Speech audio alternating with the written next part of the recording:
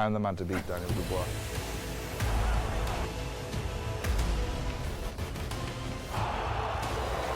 You're going to sleep.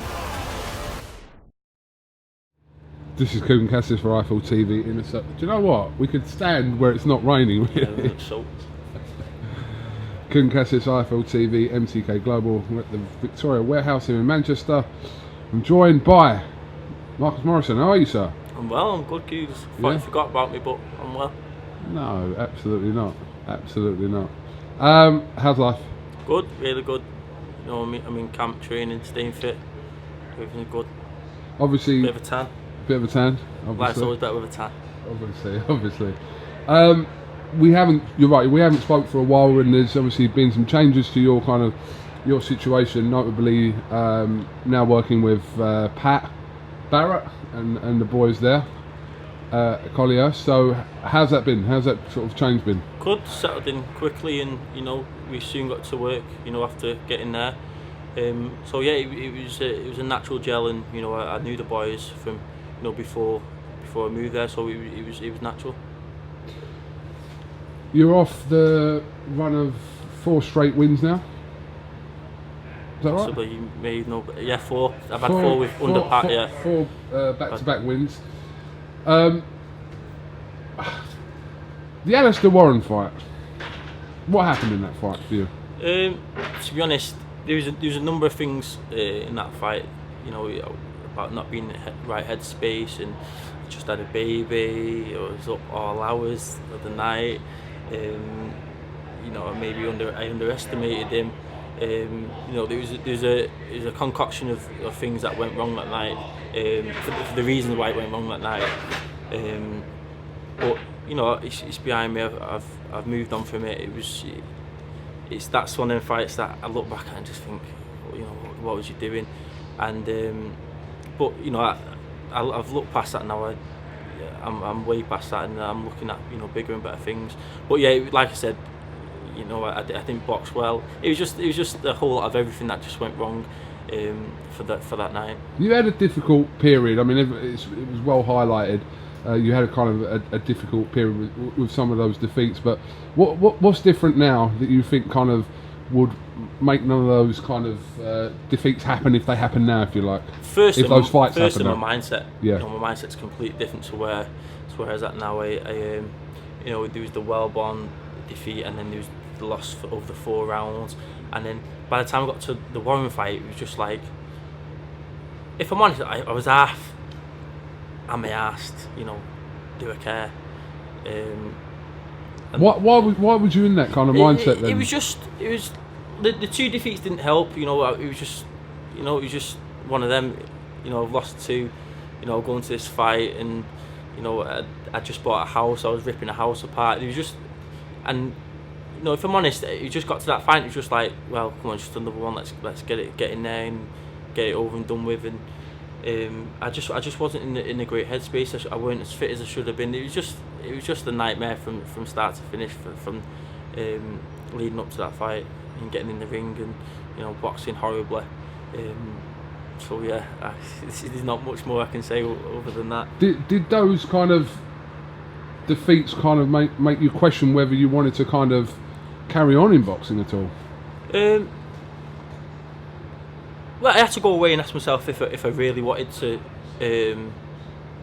do it. Did I really want to do it, and do I think that I can go as far?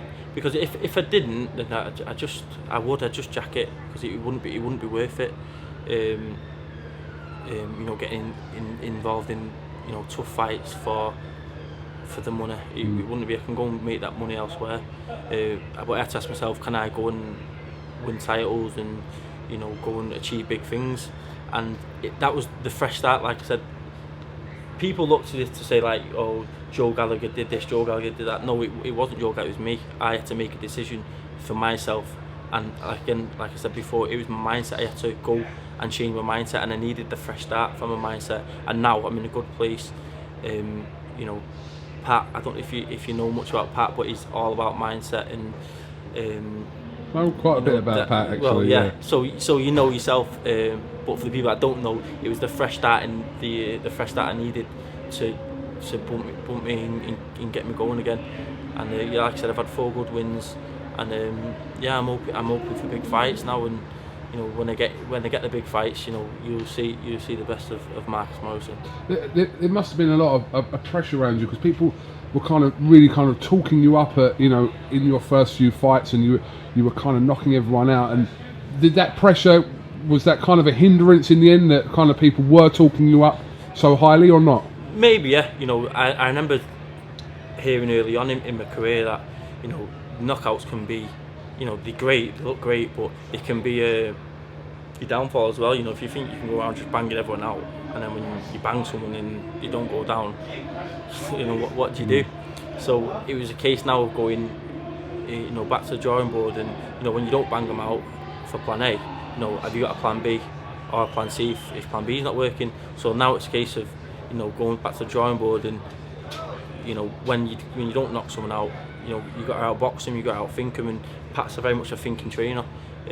So now it's all about the mental side, and you know, working fights out, and you know, winning, not just, you know, in the first few rounds with a knockout, but you know, pulling a fighter apart, and you know, if you need a points win, if you get a late stoppage. So you know, I've got a plan, A, B, and C. You know, D, E, F, G. You know, you've got to. Yeah, you've got course, to. Otherwise, you know, when your plans don't go right, you know, you look for some for the plan. Yeah, and you know, but when you're not got one. So, you know, I'm in a good place. I'm in a good place, and I'd like a big fight. You know, to throw me back up the rankings. I'm assuming kind of it was sort of mutually accepted, you and Joe kind of going your separate ways. Yeah, Joe's still my manager. Yeah, of course. He still manages me, and he'll always be a great friend. We didn't split, we didn't part ways on bad terms. Just you needed a change. Yeah, I just needed a change, and it's not, like I said, it's not, people can't look to Joe Gallagher for because I lost.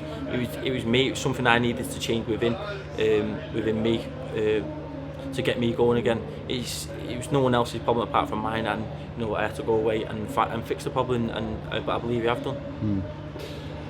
Now, again, I'm not going to put this out there, but I know there's talks of you having kind of a big fight coming up potentially in June. But I'm not going to put it out there because I don't want to kind of let the cat out the bag, if you like. And I know that obviously I think talks are still going on about a potential fight in June for yourself. Yeah, I've had a few fights over the last, you know, since early this year.